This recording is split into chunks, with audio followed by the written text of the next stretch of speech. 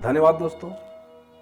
IAS Bharatvarsh में आपका स्वागत है। आप जानते हैं कि किसी भी देश का विस्तार केवल एक देशांतर पर सीमित नहीं रह सकता।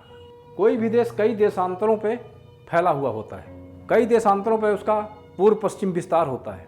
अगर हम समय के अंतर के हिसाब से हर देशांतरों के समय को देखें तो देश के पूर्वी सिरे से पश्चिमी सिरे के समय में बहुत अंतर आ सकता है।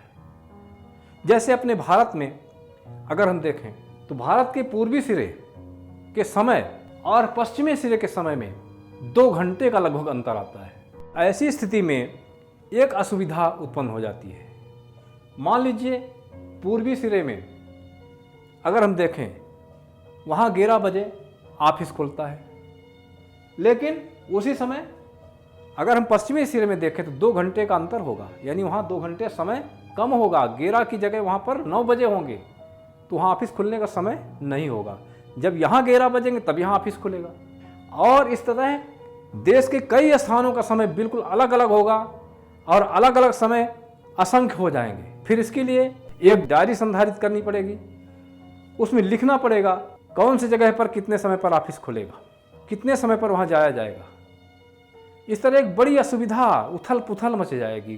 शासन प्रशासन में, हमारे अपने निजी कार्यों में, आवागमन में, सारी चीज़ों पे परेशानियां तैयार हो जाएंगी। इसलिए किसी भी देश में बीचों बीच एक जो देशांतर रेखा गुजरती है उसे एक मानक समय देशांतर मान लिया जाता है और उसी के टाइम से घड़ियां मिला दी जाती हैं। जैसे अपने यहाँ भारत देश में 82.5 अंश देशांतर की एक रेखा है जो हमारे देश के बीचों बीच उत्तर से दक्षिण की ओर गुजरती है। और इस समय इस देशांतर में जो समय होता है उसके साथ हमारे पूरे देश की घड़ियां मिला ली जाती हैं और पूरे देश का समय एक होता है। मान लीजिए यहाँ सूर्योदय का समय 7 बजे है तो पूरे देश की घड़ियों में 7 बजेंगे उस समय पर। ऐसा नहीं होगा कि देशांतर के 4 मिनट के अंतर वाले समय के हिसाब से यहाँ दूसरा समय हो और यहाँ दूसरा समय हो। इस देशांतर में जो भी समय होता है उसी के साथ पूरे देश की घड़ियाँ मिला ली जाती हैं और पूरे देश में एक साथ एक समय होता है और हमारी असुविधा समाप्त हो जाती है, एक सुविधा बन जाती है। लेकिन ये भी ध्यान देने की बात है कि सूर्य इस तरह से समझौता नहीं कर सकता। सूर्योदय अगर पूर्वी भाग में 7 बजे हो रहा है, जिस समय पर पूर्वी भाग में सूर्योदय होगा, अगर हम पश्चिमी भाग की चर्चा करें तो पश्चिमी भाग में अंधेरा होगा, 2 घंटे का अंतर होगा। जब 2 घंटे लेट हो जाएंगे तब जाकर के पश्चिमी किनारे पर सूर्योदय होगा। 2 घंटे एक्यूरेट नहीं है, कुछ कम है, लगभग 2 घंटे हैं। इस तरह से एक मानक देशांतर मान लिया जाता है और उसके साथ अपने देश की पूरी घड़ियाँ मिला ली जाती है और उसी रेखा को स्टैंडर्ड टाइम लाइन माना जाता है। हिंदी में कहते हैं मानक समय रेखा। अब आगे चर्चा करते हैं। कई मानक समय रेखाएं। कुछ देशों का पूर्व पश्चिम विस्तार बहुत ही ज़्यादा होता है, जहां समय का अंतर 2 घंटे नहीं 10 घंटे हो जाता है और वहां अगर कोई एक देशांतर को मानक मान लिया जाए तो भी बड़ी असुविधा तैयार हो जाती है। इसलिए ऐसे देशों पर कई स्टैंडर्ड टाइम रेखाएं मानी जाती हैं।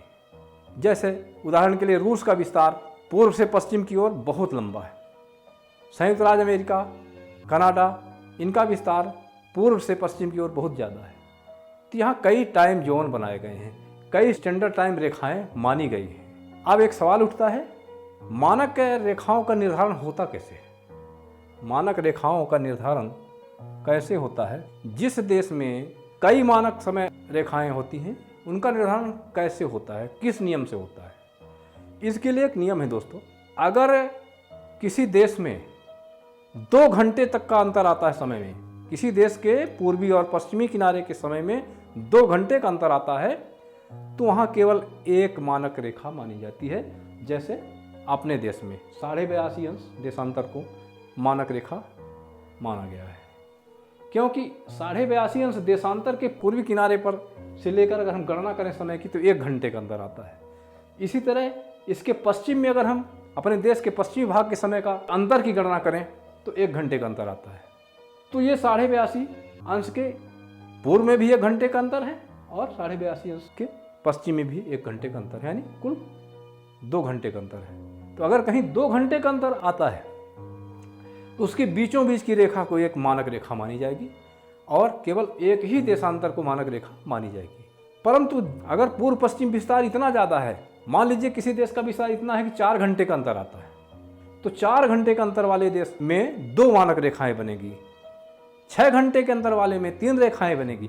मतलब प्रति 2 घंटे के अंतर में एक मानक समय रेखा मानी जाएगी। जितने ही 2 घंटे होंगे का अंतर आएगा, जितने ही 2 घंटे का गुणन होगा, उतने ही मानक रेखाएं मानी जाएगी। मिलते हैं अगले वीडियो पर, तब तक के लिए जय हिंद, वंदे मातरम।